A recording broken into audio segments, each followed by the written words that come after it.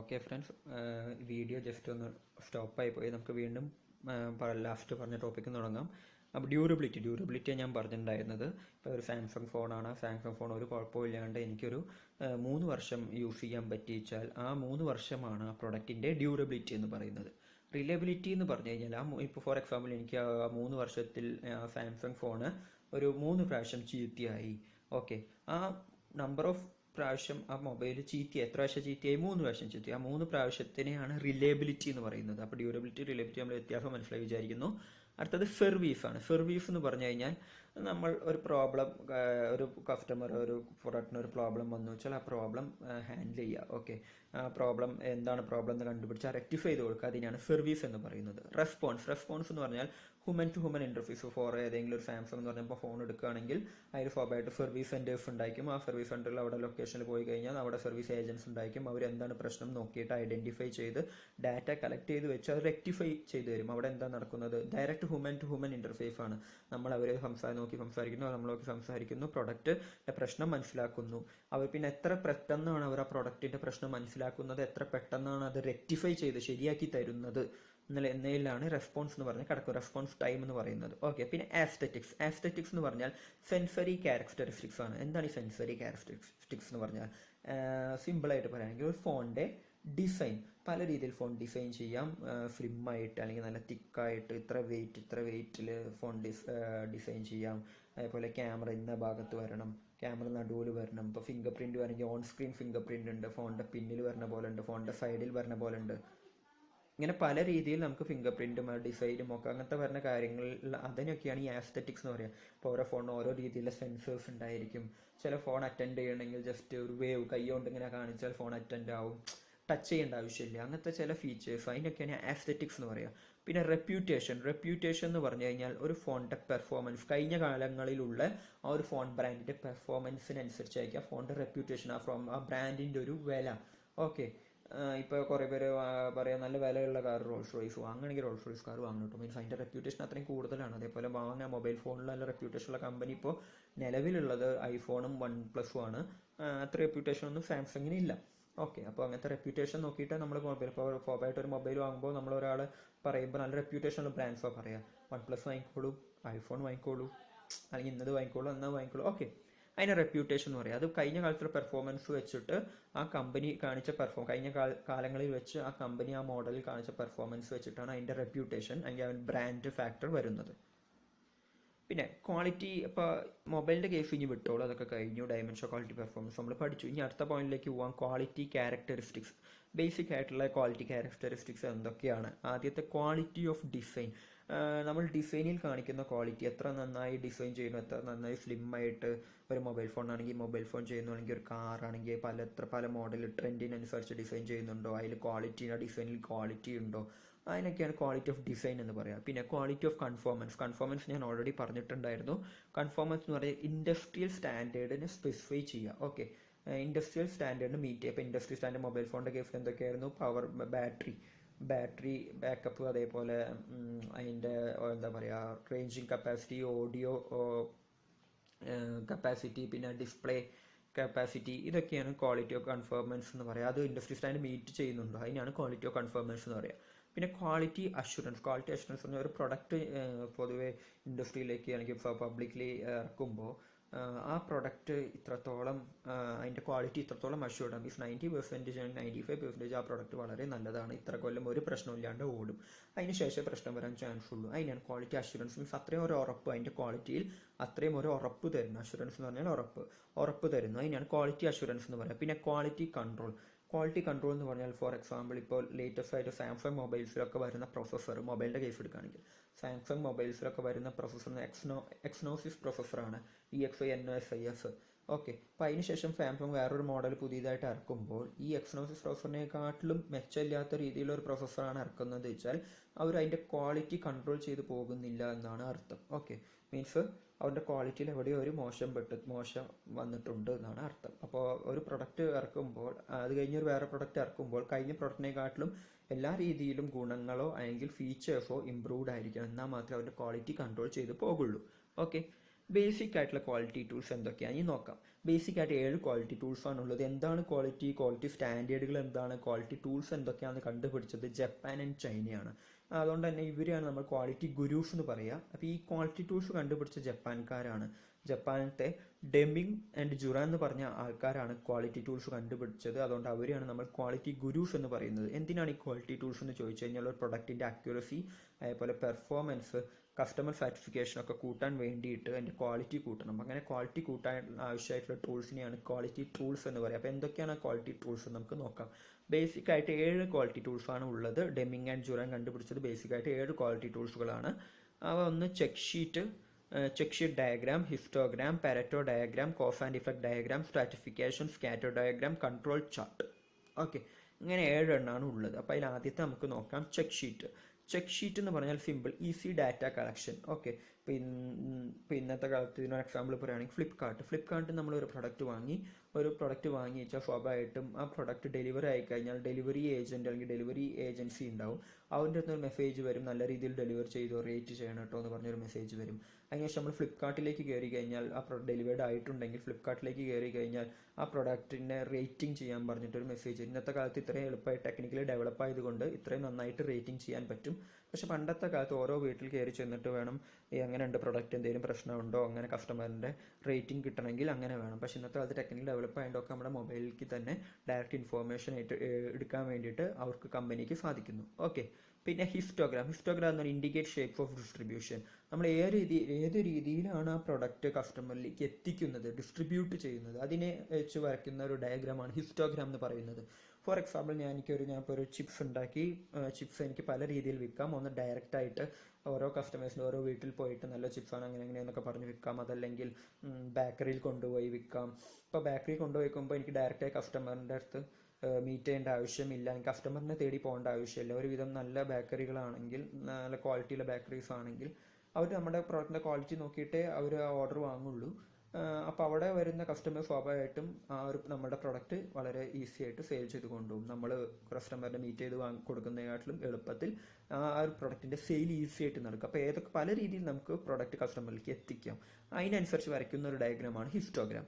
പിന്നെ Pareto diagram എന്ന് പറഞ്ഞാൽ നാരോ പ്രോബ്ലം ഏരിയ എന്ന് പറഞ്ഞു കഴിഞ്ഞാൽ വളരെ ചെറിയതായിട്ട് ഇപ്പോൾ ഏതെങ്കിലും ഒരു പ്രൊഡക്റ്റ് എടുക്കുകയാണെങ്കിൽ അതിന് ചെറിയ പ്രോബ്ലംസ് ഉണ്ടായിരിക്കും.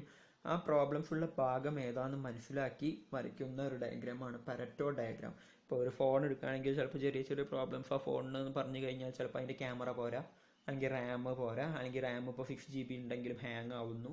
അങ്ങനെ ചെറിയ പ്രോബ്ലംസ് ഉണ്ടായിരിക്കും. അങ്ങനെ ചെറിയ പ്രോബ്ലം കണ്ടുപിടിച്ച് വരയ്ക്കുന്ന ആ ഒരു ഏരിയ കണ്ടുപിടിച്ച് വരയ്ക്കുന്ന ഒരു ഡയഗ്രാം ചിലപ്പോൾ.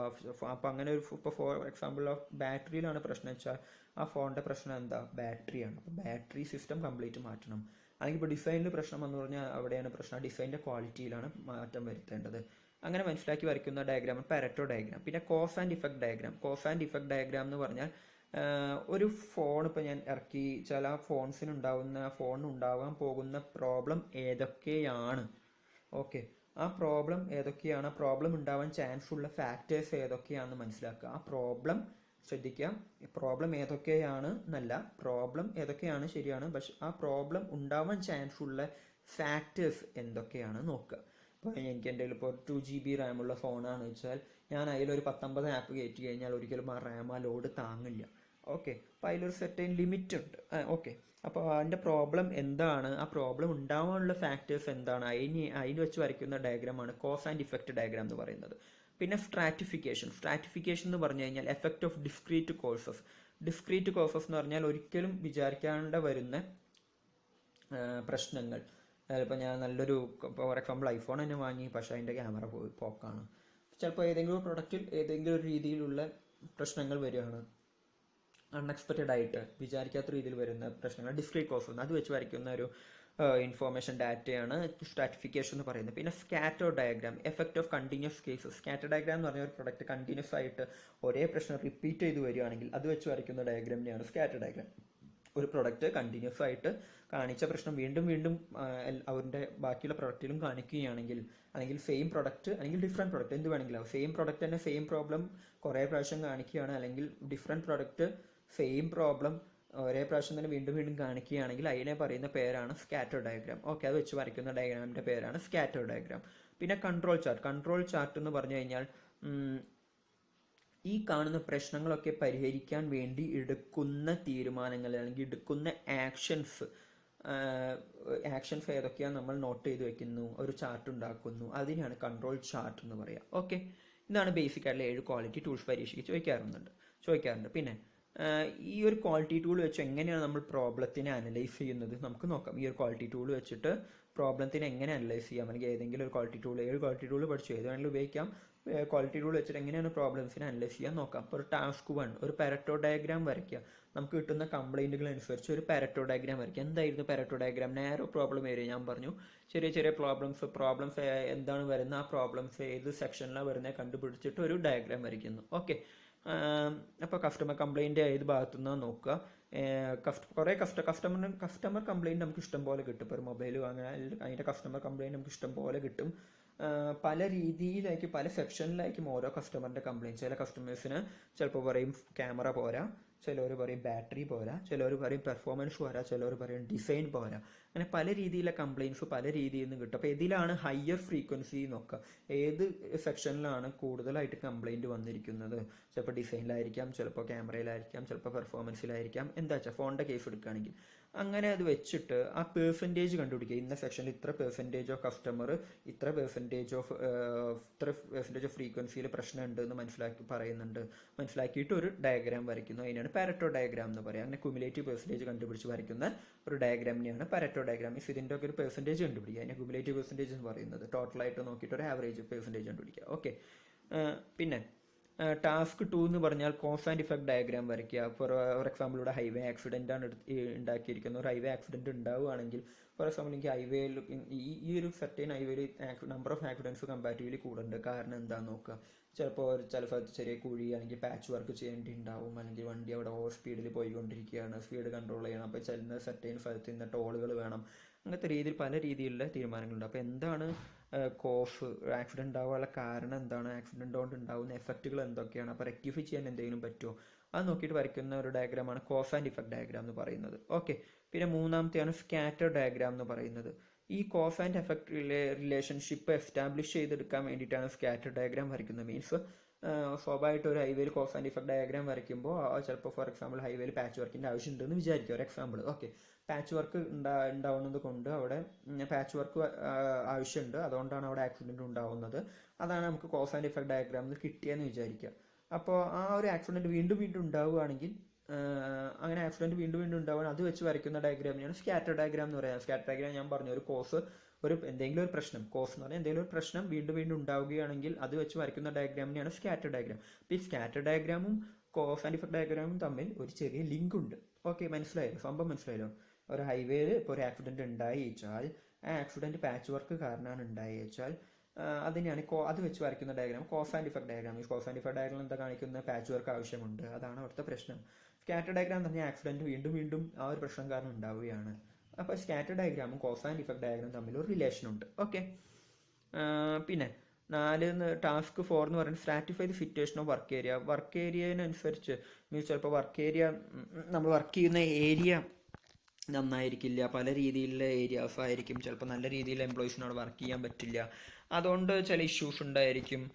അങ്ങനത്തെ ഇഷ്യൂസ് കണ്ടുപിടിക്കുക, പിന്നെ സോൾവ് ചെയ്യുക, അതിനെ സ്ട്രാറ്റിഫൈ എന്ന് പറയുക. ഓക്കെ, പിന്നെ അങ്ങനത്തെ പ്രശ്നങ്ങൾ വരുമ്പോഴാണ് ഒട്ടും എന്താ പറയുക, ചിലപ്പോൾ നമ്മളൊരു മൊബൈൽ കേസ് മൊബൈൽ മാനുഫാക്ചറിംഗ് യൂണിറ്റിൽ ഇപ്പോൾ ഏതെങ്കിലും ഒരു എംപ്ലോയി വയ്യാത്ത രീതിയിൽ വർക്ക് ചെയ്യുന്നു, പക്ഷേ അതിൽ കുഴപ്പമില്ല, അത് വലിയ കുഴപ്പമില്ലാത്ത രീതിയിൽ വരയ്ക്കുമ്പോൾ അത് ചിലപ്പോൾ ആ പ്രൊഡക്റ്റിൻ്റെ ക്വാളിറ്റീനെ ചിലപ്പോൾ ചെറിയ രീതിയിൽ ബാധിച്ചേക്കാം. അങ്ങനെ നമ്മൾ പ്രതീക്ഷിക്കാത്ത രീതിയിലുള്ള പ്രശ്നങ്ങൾ ആ മൊബൈലിൽ നിന്ന് കാണിക്കുന്നു.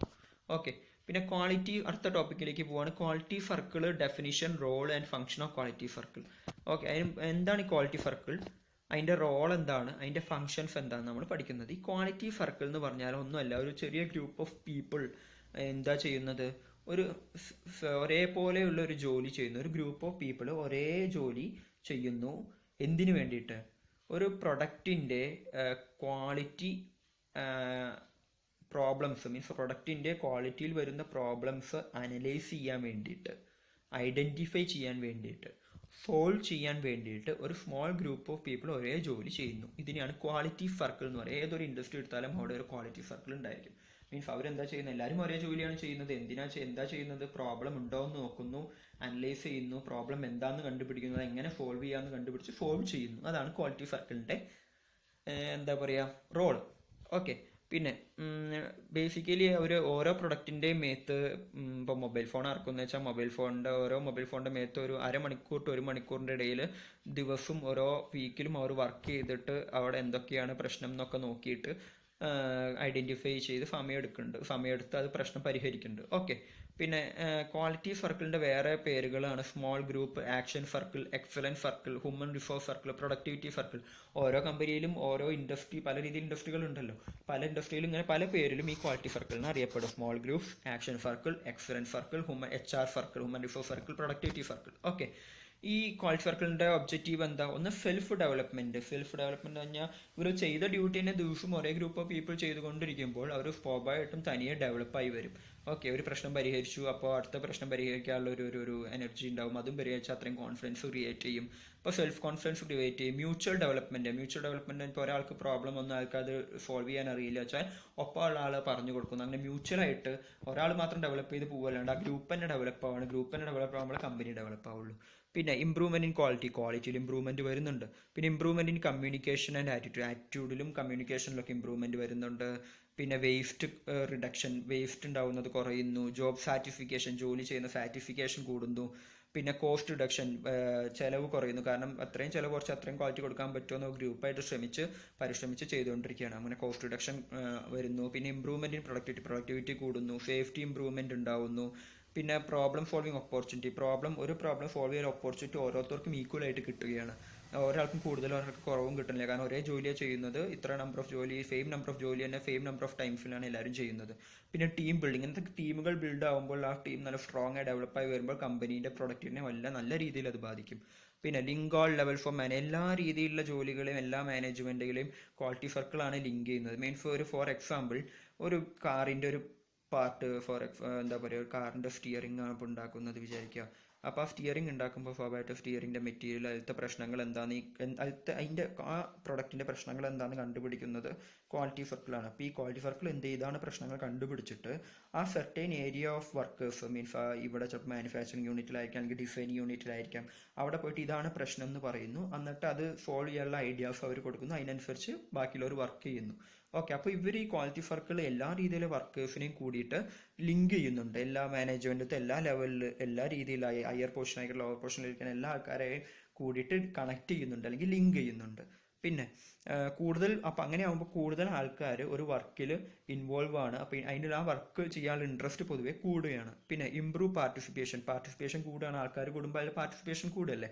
പിന്നെ റെഡ്യൂസ് ആബ്സെൻറ്റീസം ആൻഡ് ഗ്രീവൻസസ്, ഒരാളും അതിൽ ഇൻവോൾവ് ആവാണ്ട് വരുന്നില്ല. കാരണം എല്ലാ സെക്ടറും അതിൽ ഇൻവോൾവ് ആകും. ഒരു ക്വാളിറ്റിയിൽ എന്തെങ്കിലും പ്രശ്നം ഉണ്ടെങ്കിൽ എല്ലാ സെക്ടറും അതിൽ ഇൻവോൾവ് ആകും. അങ്ങനെ അതിൽ ആരും ഇൻവോൾവ് ആവാണ്ടിരിക്കുന്നില്ല. പിന്നെ roles and function of quality സർക്കിളിൻ്റെ റോളും ഫംഗ്ഷനും എന്തൊക്കെയാണ് എന്നാണ് നമ്മൾ ഒബ്ജക്റ്റീവ് പഠിച്ചു. ഇനി റോൾ ആൻഡ് ഫംഗ്ഷൻ എന്തൊക്കെയാണ്? നോളജ് കൂട്ടും, സെൽഫ് കോൺഫിഡൻസ് കൂട്ടും, പ്രോബ്ലം സ്കില്ല് ഡെവലപ്പ് ചെയ്യും, പ്രോബ്ലം സോൾവിങ് സ്കില്ല് ഡെവലപ്പ് ചെയ്യും, പിന്നെ പുതിയ ടെക്നോളജി പഠിച്ചെടുക്കാൻ സഹായിക്കും, പിന്നെ സെൽഫ് മോട്ടിവേറ്റ് ആവും, പിന്നെ ഓർഗനൈസേഷൻ നല്ലൊരു പേര് കിട്ടും, ഓർഗനൈസേഷന് വർക്ക് ലൈഫിൻ്റെ ക്വാളിറ്റി കൂടും, പിന്നെ ഓപ്പർച്യൂണിറ്റി കിട്ടും, പല ഐഡിയാസും കിട്ടും, പിന്നെ നല്ലൊരു വർക്കിംഗ് എൻവിറോൺമെൻറ്റ് കിട്ടും. ഓക്കെ. എങ്ങനെയാണ് QC makes A forum, how QC makes A forum? അത് ഇമ്പോർട്ടൻ്റ് ടോപ്പിക് അല്ല, എന്നാൽ ജസ്റ്റ് അറിഞ്ഞിരിക്കാം.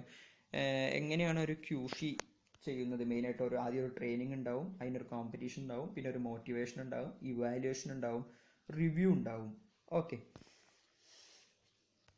അതൊരു ഇമ്പോർട്ടൻ്റ് അല്ല. പിന്നെ നമുക്ക് പഠിക്കാനുള്ളത് idea of ISO 9000 and BIS system and it's importance in maintain quality. Okay.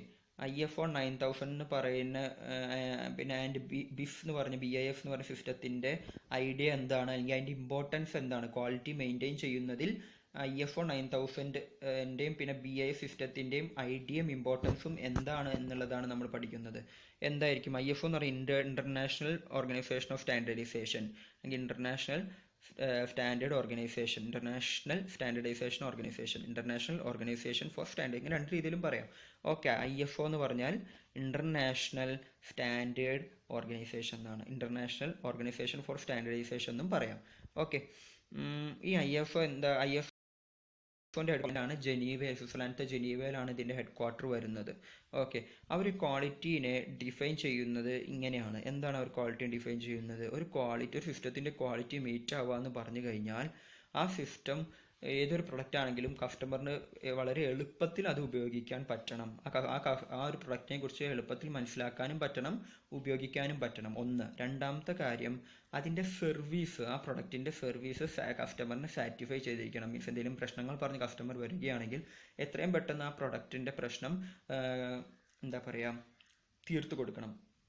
പിന്നെ അതിൽ കസ്റ്റമർ സാറ്റിസ്ഫൈ ആവണം. പിന്നെ ഒരു പ്രൊഡക്റ്റിൽ എന്തെങ്കിലും ഒരു പ്രശ്നം വരികയാണെങ്കിൽ ആ പ്രശ്നം വീണ്ടും വീണ്ടും റിപ്പീറ്റ് അടിക്കാൻ പാടില്ല. ഈ മൂന്നെണ്ണമാണ് ക്വാളിറ്റി സിസ്റ്റം, IFO പറയുന്ന ക്വാളിറ്റി സിസ്റ്റത്തിൻ്റെ മെയിൻ ഐഡിയാസ് അല്ലെങ്കിൽ മെയിൻ പോയിന്റ്സ്. ഒരു മൂന്നെണ്ണമാണ്. ഓക്കെ, ഇനി കുറച്ച് ഇങ്ങനത്തെ IFO സ്റ്റാൻഡേർഡ് പഠിക്കാം. IFO 900 to 2000, 9000 to 2000. എന്താണ് IFO 9000 to 2000 പറയുന്നത്? QMS ആണ്, ക്വാളിറ്റി മാനേജ്മെൻറ്റ് സിസ്റ്റം. എങ്ങനെയാണ് ക്വാളിറ്റിനെ മാനേജ് ചെയ്യേണ്ടത്. പിന്നെ IFO 9000 2000 എന്താ പറയുന്നത്? ക്വാളിറ്റി മാനേജ്മെൻറ്റ് സിസ്റ്റത്തിന് ആവശ്യമായിട്ടുള്ള റിക്വയർമെൻറ്റ്, QMS റിക്വയർമെൻറ്റ് എന്തൊക്കെയാണ്?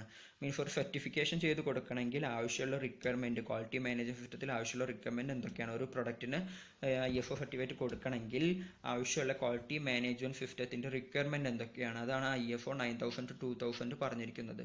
അത് അവസാനം പിന്നെ അത് വീണ്ടും മാറി IFO 9001, 9002, 9003 എന്നും ആയിട്ടും മാറി. ഇപ്പോൾ ലേറ്റസ്റ്റ് IFO 9003 to 2000 ആണ് ഈ പറയുന്ന ഒരു സർട്ടിഫിക്കേഷൻ പർപ്പസ് കൊണ്ടുപോകുന്നത്. അപ്പോൾ പരീക്ഷയ്ക്ക് ചോദിക്കാറുണ്ട് ഓരോ IFO സ്റ്റാൻഡേർഡ് ഇന്ന് എന്തിനൊക്കെയാണെന്ന്. പിന്നെ IFO 9001 എന്ന് പറയുന്നത് ഡിസൈൻ, മാനുഫാക്ചർ, കമ്മീഷനിങ്, സെയിൽസ് മാത്രം നോക്കുന്നു. IFO 9002 എന്ന് പറയുന്നത് manufacture, commissioning and service after sale നോക്കുന്നു. പിന്നെ IFO 9003 എന്ന് പറയുന്നത് ഇൻസ്പെക്ഷൻ, ടെസ്റ്റിങ്ങുമാണ് നോക്കുന്നത്.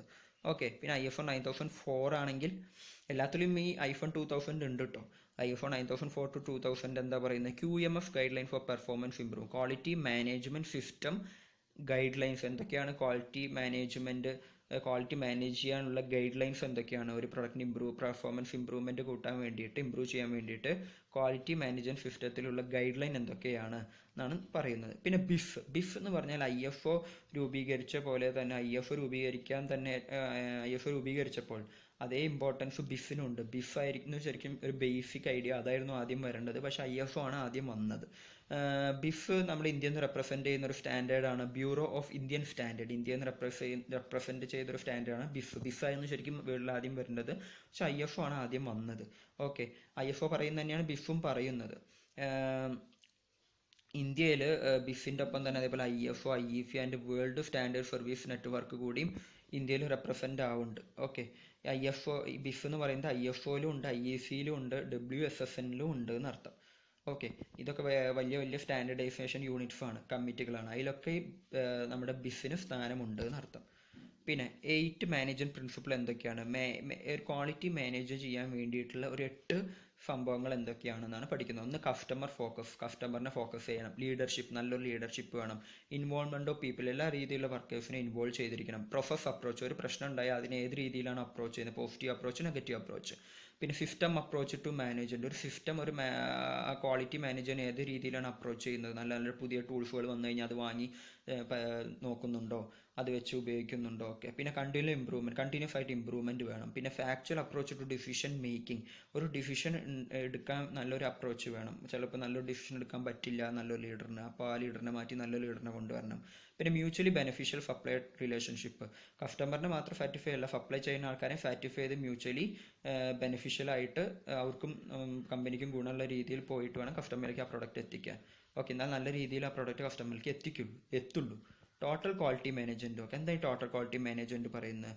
അത് ടോട്ടൽ ക്വാളിറ്റി മാനേജ്മെൻറ്റ് പറഞ്ഞു കഴിഞ്ഞാൽ എല്ലാ ഫംഗ്ഷനെയും പ്രോസസ്സിനെയും ഇൻ്റഗ്രേറ്റ് ചെയ്യുക, ഒത്തിണക്കി കൊണ്ടുപോകുക. അതാണ് ടോട്ടൽ ക്വാളിറ്റി മാനേജ് എന്ന് പറയുന്നത്. എന്തിനു വേണ്ടിയിട്ടാണ്? നല്ല ഒരു കമ്പനി ഉണ്ടാക്കുന്ന പ്രൊഡക്റ്റോ ഗുഡ്സോ സർവീസിലോ നല്ല കണ്ടിന്യൂസ് ആയിട്ട് ഇമ്പ്രൂവ്മെൻറ്റ്, അതിൻ്റെ ക്വാളിറ്റിയിൽ കണ്ടിന്യൂസ് ആയി ഇമ്പ്രൂവ്മെൻറ്റ് ഉണ്ടാകാൻ വേണ്ടിയിട്ട് എല്ലാ രീതിയിലുള്ള ഫംഗ്ഷൻസ് അല്ലെങ്കിൽ ഓർഗനൈസേഷൻ അല്ലെങ്കിൽ ടീംസിനെയും മാനേജ് ചെയ്ത് കൊണ്ടുപോകുക. അതിനാണ് ടോട്ടൽ ക്വാളിറ്റി മാനേജ് എന്ന് പറഞ്ഞാൽ. അതിൻ്റെ മെയിൻ എയിം എന്ന് പറഞ്ഞാൽ കസ്റ്റമർ സാറ്റിസ്ഫിക്കേഷൻ ആണ്. പിന്നെ purpose of house keeping and practice, ഏറ്റവും അവസാനത്തെ ഒരു പോയിന്റാണ് purpose of house keeping and practice എന്ന് പറഞ്ഞാൽ. ഒരു കമ്പനി അതിൻ്റെ ക്വാളിറ്റി ആയിക്കോട്ടെ, അല്ലെങ്കിൽ പ്രൊഡക്ഷൻ ആയിക്കോട്ടെ, മെഷീനറി ആയിക്കോട്ടെ, എംപ്ലോയി ആയിക്കോട്ടെ, എന്തൊക്കെ ഉണ്ടെങ്കിലും ആ കമ്പനി ആൾക്കാർക്ക് നല്ല കുഴപ്പമില്ലാത്ത രീതിയിൽ വർക്ക് ചെയ്യുന്നെങ്കിൽ ആ കമ്പനി ക്ലീൻ ആയിരിക്കണം, അവിടുത്തെ ഒക്യുപ്പേഷണൽ ഹെൽത്ത് എൻവിറോൺമെൻറ്റ് എന്ന് പറയുന്നത് നന്നായിരിക്കണം. അപ്പോൾ ആ കമ്പനി അവിടുത്തെ എൻവിറോൺമെൻറ്റ് നന്നാവണമെങ്കിൽ ആ കമ്പനിയിലത്തെ പ്ലേസ് നല്ല രീതിയിൽ ക്ലീൻ ആയാൽ മാത്രമേ അവിടുത്തെ എംപ്ലോയീസിൻ്റെ ഹെൽത്ത് മെയിൻറ്റെയിൻ ചെയ്ത് കൊണ്ടുപോകാൻ പറ്റുള്ളൂ, അല്ലെങ്കിൽ നല്ല രീതിയിൽ കൊണ്ടുപോകാൻ പറ്റത്തുള്ളൂ. ഓക്കെ, ഹെൽത്ത് നല്ല രീതിയിൽ ആവുള്ളൂ. അപ്പോൾ അതിന് വേണ്ടിയിട്ട് ഹൗസ് കീപ്പിംഗ് അല്ലെങ്കിൽ ക്ലീനിങ് എന്ന് പറയുന്നത് വളരെ ഇമ്പോർട്ടൻസ് ആണ്. ഓക്കെ, അത് ഓവറോൾ കമ്പനീൻ്റെ ഒരു ഓവറോൾ ഇമ്പ്രൂവ്മെൻറ്റും കോൺഫിഡൻസും കൂട്ടും, അവിടുത്തെ എംപ്ലോയീസിൻ്റെ ഹെൽത്ത് നല്ല രീതിയിൽ മാനേജ് ചെയ്ത് പോകും. അങ്ങനെ ആകുമ്പോൾ എംപ്ലോയീസ് നല്ല രീതിയിൽ വർക്ക് ചെയ്യുമ്പോൾ അവിടുത്തെ പ്രൊഡക്ടിവിറ്റി കൂടും. അപ്പോൾ ഈ ക്ലീനിങ്ങിൻ്റെ ബേസായിട്ട് ചൈന ഒരു 5F കണ്ടുപിടിച്ചിട്ടുണ്ട്. ഈ ക്ലീനിങ്ങിന് വേണ്ടിയിട്ട് 5F കണ്ടുപിടിച്ചിട്ടുണ്ട്. 5F വർക്ക് ചെയ്യാൻ ഇഷ്ടംപോലെ എംപ്ലോയീസ് ഉണ്ട് കേട്ടോ. ഓൾറെഡി അതിനുള്ള ക്ലീനിങ്ങിന് വേണ്ടിയിട്ട് തന്നെ കുറച്ച് എംപ്ലോയീസോ എല്ലാ കമ്പനിയിലും കാണും. അപ്പോൾ അവർ ചൈന കണ്ടുപിടിച്ച 5F നമുക്ക് നോക്കാം. എന്തൊക്കെയാണ് ആ 5F? ആദ്യത്തെ F എന്ന് പറയുന്നത് സീറി, SEIRI, സീറി എന്ന് പറഞ്ഞാൽ സോർട്ടിങ് ഔട്ട്. എന്തൊക്കെ വേസ്റ്റുകളാണുള്ളത് ആ വേസ്റ്റ് പല രീതിയിലാക്കി സോർട്ട് ചെയ്തെടുക്കുക, തരം തിരിച്ചിടുക. പിന്നെ സീട്ടൻ, SEITON കാണാം. സീട്ടൻ എന്ന സിസ്റ്റമാറ്റിക് അറേഞ്ച്, അത് പല രീതിയിൽ നല്ലൊരു ഓർഡറായിട്ട് അറേഞ്ച് ചെയ്ത് വെക്കുക. സീഫോ, ഷൈൻ ആൻഡ് ക്ലീൻലെസ്, നല്ല വൃത്തിയിൽ ആയിട്ട് ക്ലീൻ ചെയ്ത ആ ഫ്ലോറോ അല്ലെങ്കിൽ എന്താ ഫാൻ വെച്ചാൽ മെഷീനോ നല്ല ഷൈൻ ചെയ്തിരിക്കും. പിന്നെ സീക്കറ്റ്സു എന്ന് പറഞ്ഞാൽ സ്റ്റാൻഡർഡൈസ് ചെയ്യുക. അങ്ങനെ ക്ലീൻ ചെയ്ത് കഴിഞ്ഞാൽ സ്റ്റാൻഡർഡൈസ് ചെയ്യുക. ഈ വേസ്റ്റുകൾ ഇത്ര വരുന്നുണ്ട്, ഇന്ന സെക്ഷൻ എന്നാണ് ഇത്രയും വേസ്റ്റ് വരുന്നത്, അപ്പോൾ അവിടെ വേസ്റ്റ് കുറയ്ക്കാനുള്ള ഗൈഡ് ലൈൻ കൊടുക്കുന്നു. ഓക്കെ, പിന്നെ ഷിറ്റ്ഫ്യൂക്ക് എന്ന സെൽഫ് ഡിസിപ്ലിൻ. ഓരോ എംപ്ലോയിയും വർക്ക് ചെയ്യുമ്പോൾ, ഓരോ മെഷീൻ എംപ്ലോയി വർക്ക് ചെയ്യിപ്പിക്കുമ്പോൾ ആ മെഷീന് പറ്റാവുന്ന രീതിയിൽ ഹാർഷായിട്ടുള്ള രീതിയിൽ വർക്ക് ചെയ്യാൻ പാടില്ല, നല്ല സ്മൂത്ത് ആയിട്ടുള്ള രീതിയിൽ വർക്ക് ചെയ്യണം. അപ്പോൾ ഒരു സെൽഫ് ഡിസിപ്ലിൻ വേണം. ഓക്കെ, അതിന് ഷിറ്റ്ഫ്യൂക്ക് എന്ന് പറയാം. ഇതിൻ്റെ ഒപ്പം തന്നെ ചൈന 5D കൺസെപ്റ്റും കൊണ്ടുവന്നിട്ടുണ്ട്. ഒരു പ്രൊഡക്റ്റ് മോശമായി പോകണമെങ്കിൽ ഈ 5D ഉണ്ടായിരിക്കും ആ പ്രൊഡക്റ്റിൽ. എന്തൊക്കെയാണ് 5D? ഒന്ന് ഡിലേ, ഒരു പ്രൊഡക്റ്റ് ഡെവലപ്പ് ചെയ്തെടുക്കാൻ എടുക്കുന്ന ടൈമിൽ ഒരു പിന്നോക്കം പോകൽ, ഡിലേ. പിന്നെ ഡിക്ലൈനിങ് പ്രോഫിറ്റ്, അത് കാരണം ആ പ്രൊഡക്റ്റിൻ്റെ പ്രോഫിറ്റ് കുറയുന്നു. ഡിസാറ്റിഫൈ കസ്റ്റമർ ഡിസാറ്റിഫൈ ആവുന്നു. പിന്നെ ഡിഫക്റ്റ്, ആ പ്രൊഡക്റ്റിൽ കുറേ ഡിഫക്റ്റ് ഉണ്ടാകുന്നു. പിന്നെ ഡിമോറലൈസ്ഡ് എംപ്ലോയീസ്, അത് കാരണം എംപ്ലോയീസിന് എന്ത് കിട്ടുന്ന ഒരു കോൺഫിഡൻസ് പോകുന്നു.